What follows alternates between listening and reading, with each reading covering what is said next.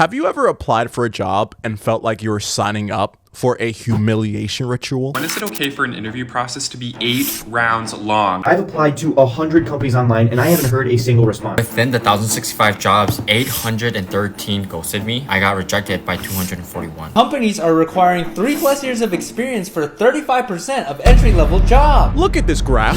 This wasn't even a problem 30 years ago. Only 3.4% of recent college grads are unemployed compared to the almost 6% today. So why does it feel like the job market's only gotten worse every decade since? Let's take it back to the 90s. Do you know how it was like to get a job 30 years ago? I'm talking no Indeed, no LinkedIn, no whatever this is. Pretty much everything our parents spoke about how it was like for them. Make a resume, put on your favorite pair of socks, walk into a building, fill out an application, which will most certainly be seen by a real person, get an interview with 1, maybe 2 rounds at most, and bing bang boom, congratulations, you're hired. Like most things in life, the process for getting a new job was much easier in a time before the internet. Since you couldn't apply to jobs online yet, pretty much your entire competition was local. The only way you could find a job was either in person, newspaper ads, bulletin boards, word of mouth. Literally the difference between competing with a couple hundred or 1,000 and competing with 10,000 plus people for the same entry-level job today. And the best part about it, since the application process was paper-based, as in you literally filled out a paper application and or gave in a physical resume of some kind, meant a physical person had to touch your application, guaranteeing that at least one human being came in contact with it at some point. Granted, that doesn't guarantee that they actually saw it or gave it a second thought, but at least that beats getting auto-rejected by some stupid AI in the 2020s. One of the bigger issues we seem to have today when it comes to applying to jobs is that it sometimes feels that when you apply online, it's like your application gets sent to the freaking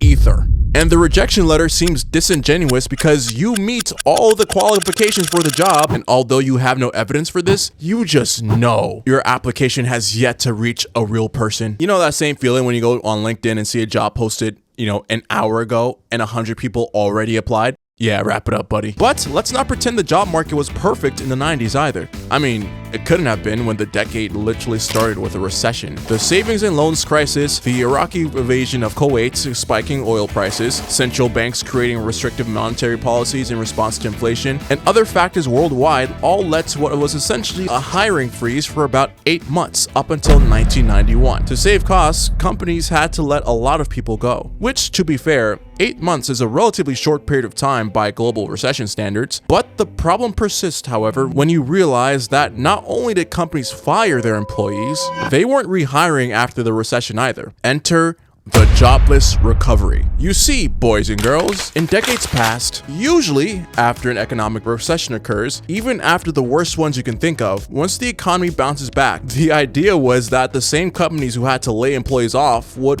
once again start hiring for the positions they cut. You know, the respectable thing to do. Like, why wouldn't they do that? But unfortunately, the early 90s was one of the first times where the economy was finally doing good again, but it took a significantly long period of time before employment returned to pre-recession levels. Unemployment in the US raising as high as 7.5% in 1992, literally an entire year after the recession officially ended. And you're probably thinking, that's odd. Why would a company do such a thing? Because unfortunately, companies realized that they don't technically need to bring old jobs back in order to keep profits high. All they needed to do was disperse the extra work amongst the employees that are still there, and boom, a happy workforce. But of course, there is a reason why the 90s as a whole in terms of getting a job is remembered so fondly. Thankfully, jobless recovery only lasted until the mid-90s, and what came after in the latter half of the decade was akin to a job renaissance. Unemployment fell as low as 4% by the decade's end, a multi-decade record low. The job market was so good in the late 90s, it was dubbed as a full employment economy, which by definition meant that everyone looking for the market wage who wanted to work could actually find a job. It was almost a dream because this was also a time where cost of living was still manageable compared to income, so the effects of even a bad job market weren't felt as hard as it does today. But like most dreams, it must come to an end.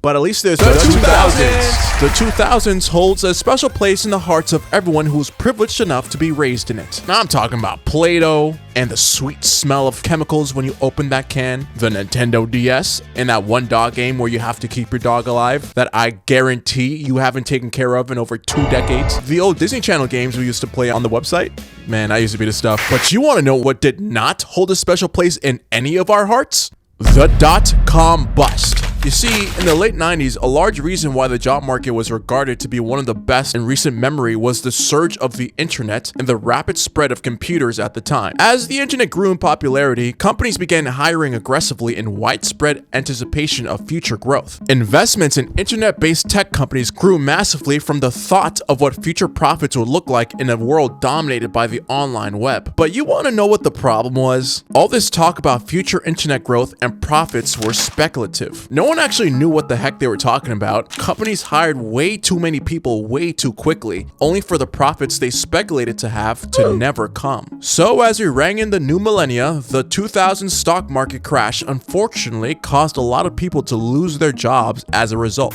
And unfortunately yet again, a pattern that begun in the early 90s continued very well into this decade also. Companies that overhired during the dot-com boom had to downsize people once again, and once again, they did not rehire people once profits became stable. As a matter of fact, this was made worse as although it was slight, the advancement in technology in the time made it even more possible to keep the same and or more output without bringing workers back. All right. People lost jobs again very early on in the decade. We get that, right? But how is it like actually getting a job into the 2000s? Well, this guy says he graduated with a computer science degree, but still took him almost a year to find a full-time job.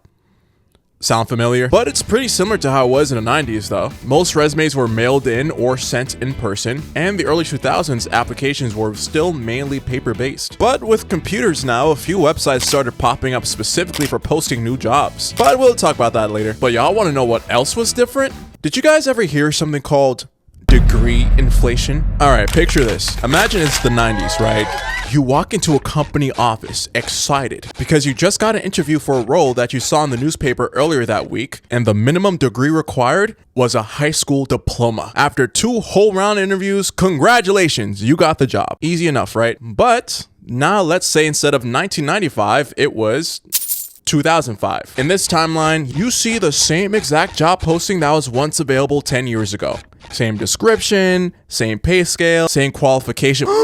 Huh? What's this? A college bachelor's degree required? But historically, this role only required a high school diploma. Yeah, see that? That's degree inflation. Between 2007 and 2010, job postings requiring a bachelor's degree or higher grew by 10%. But ironically, when the job market gets worse, the number of jobs requiring said degree tend to fall, suggesting that a degree wasn't needed to do the job in the first place. And it's frustrating for a lot of people because, believe it or not, there used to be a time where going to college was optional. You only really went there if there was some super specific career path you knew required it, you know, like doctor, lawyer, etc., etc. But as the 2000s came and went, especially in the later decades, it became a baseline requirement for like any job that gives even a remotely livable wage. But I ain't gonna lie to you, in the 2020s, they take this way too far, because why on God's green earth would I need a 4-year college degree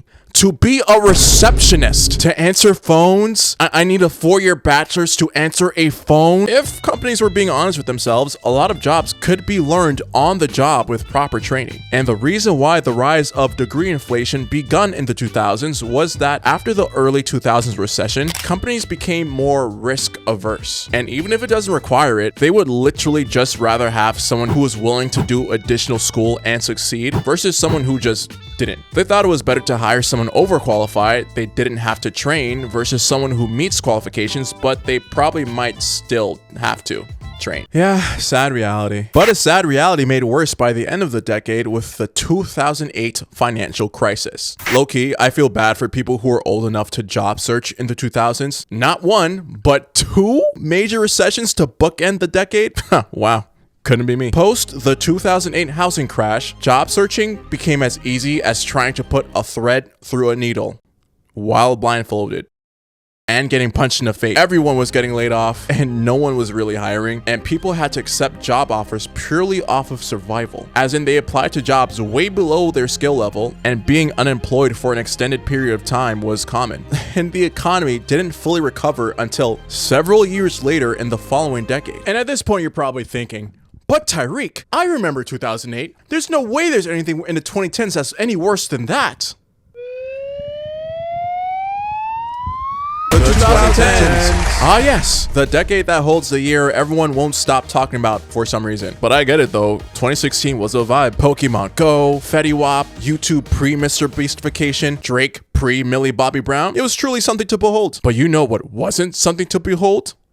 The job market. They venture out into the working world, facing the worst job market in at least a quarter of a century. You know what's worse than ending a decade with a recession? Taking almost 5 years before the effects of said recession start to wear off, and some of the damages being the new normal. Unfortunately, after 2008, millions of jobs weren't just lost.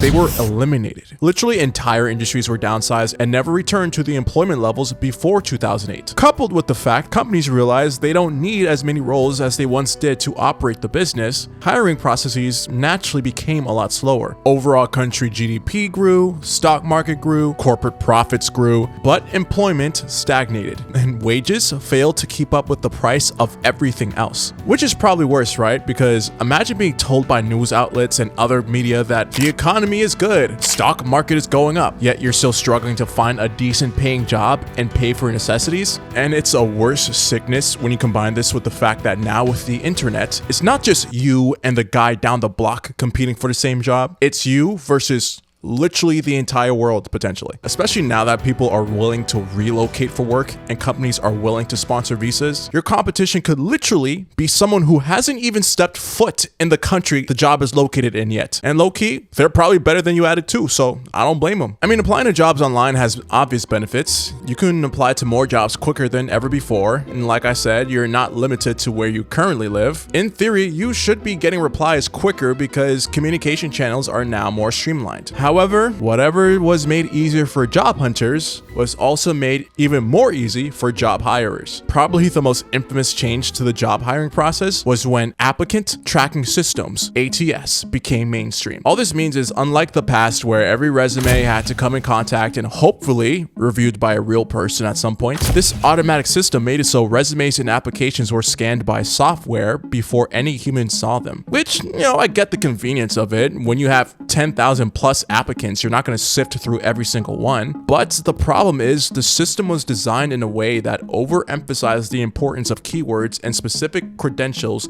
over the substance of the actual resume. So even if you were technically qualified, if your resume didn't have the keywords the system was looking for, chances are you were rejected before a human was able to give you a chance. Which is where you see the tactic of people literally copying and pasting the entire job description to the resume, then whiting it out so they can pass ATS. It just sucks that now you're no longer just fighting for a job, you're fighting to be seen. And that's on top of the fact that it became so much more common to ghost applicants even after they literally interviewed. Because of the sheer volume of applicants available for one job now, automated rejection emails replaced feedback because, you know, obviously it's not possible to tailor feedback for every single person they reject. But that still doesn't stop the sucky feeling that you don't know why companies don't feel like you're good enough, you know what I mean? And if you think that's bad, what's worse is how companies in the 2010s treated the concept of entry level. Even as recent as the 90s, when jobs listed for an entry level position, they usually meant that literally. You, as someone with no experience,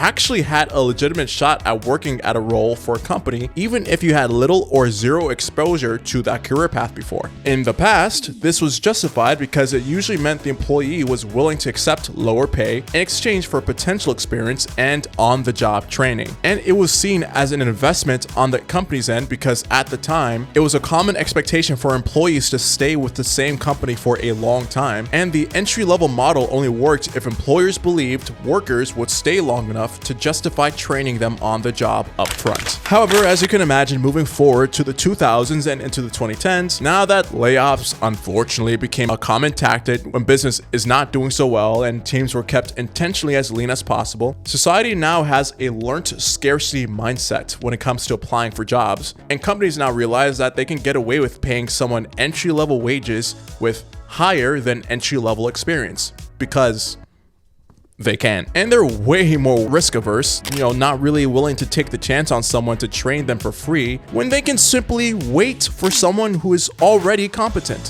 Which is why employers now ask for 2 to 3 years experience for entry level, because no one's willing to take the risk on fresh blood anymore, and they know they can get away with paying more experienced individuals less. Now let's tie this all up in a nice little bow with the 2020s. Isn't it crazy that people have lockdown nostalgia? Global pandemic and potentially deadly virus aside, people legitimately have fond memories of the time we were all locked inside doom scrolling on social media all day. And as crazy as it sounds, I get it. I think a lot of it came down to the fact that a lot of people didn't have to go to work. And if you were lucky enough to get a rent/bill freeze, you also didn't owe anyone any money either. So in a weird way, this limbo felt like freedom. But eventually, lockdown did end and people had to go back to seeking employment. However, people were faced with the rudest awakening of a lifetime. Unemployment was as high as 14.8% in April 2020, but reaching below around 4% in 2021, which on paper seems like a great improvement, and it is, but what you don't see is the behavioral change in hiring/firing that companies developed that changed the landscape of the job market forever. For example, did you know it's apparently not illegal for a company to post a job position with no intention of actually hiring for said position? Ghost jobs is what they call it. And although the idea of posting fake jobs have been around for decades, it's only grown tremendously thanks to the aftermath of the COVID pandemic. Companies intentionally post fake job openings for one or more of 3 main reasons. Number 1, to please investors and customers, because consistently having job openings available makes it look like the business is growing. 2, always having job openings up makes the internal employees feel replaceable, so it's kind of like a fake building morale tactic. And 3, building a talent pipeline of thousands of resumes, so if/when they do need to hire in the future, they already have a list of specific talents that they need before a role officially opens to the public. Goes without saying how frustrating this is for someone who's legitimately looking for a job, thinking they're making all this progress, applying for multiple jobs a day, with their little cover letter and everything, only for there to be a 30% chance that it doesn't exist. After COVID shook the job market, companies began to rely on different tactics in order to minimize risk while still looking good to the public. Unfortunately, one of the ways to do that is to keep posting the same job over and over and over again and pray to God no one notices. Also, fun fact, I know the job market has been bad for a little bit of time, but if you felt like you were having just a tad bit extra difficult time finding a job last year, I thought you should know that 2025 was the worst year for job hiring and job creation in recent memory. 584,000 jobs were created all of 2025 compared to the 2 million that were created literally the year before. Mind you, the only year that was worse was the same year a global pandemic occurred. So yeah, if you're struggling to find a job last year, I promise it's not because you were lazy or whatever stupid excuse your mom gave you at the time. Between the government shutdowns and many companies being scared to hire non-US citizens due to this current administration's aggressive crackdown on immigration, the job market is more unsure and unstable now than it's ever been. And it's ironic considering even with all of that, it still doesn't hold a candle to the irreparable damage AI has caused to job searching this decade. And it all starts before we even click apply. Why spend an hour crafting your own resume and tailoring a cover letter when ChatGPT can create a better one for you anyway? Psych, because companies now have AI detection technology, so they have the means to tell if you made it yourself or not. Because, as we know, no one dislikes artificial intelligence more than big corporations. Except when it It benefits them directly and eases the hiring process on their end because with an ATS that's now powered by AI, resumes can be screened and rejected much quicker than before. It also pulls data from ghost job postings much more effectively, thus reinforcing the benefits to posting ghost jobs in the first place. And obviously the thing most of us are afraid of, the possibility that AI will replace a large part of our workforce. As of 2025, almost 24% of US companies have admitted to replacing staff with AI tools, and 30% of all current US jobs could be fully replaced by 2030. As a matter of fact, most entry-level white-collar work that consists of doing repetitive work are at risk of getting eliminated, which only sucks more because now the bar has been raised for everyone else in order to stand out, especially now that the same roles are even requiring you to learn about how AI functions as a part of the job description. How can we expect to be secure in a job market where another human being is only the second worst thing you have to compete with? Now, I know all this sounds terrible, and I wish I had an answer to give you on how you can get out of this. But I don't. I'm in the same exact boat you're in right now. So I'm a peace out, and hopefully by the time I come back, this problem fixes itself. Bye!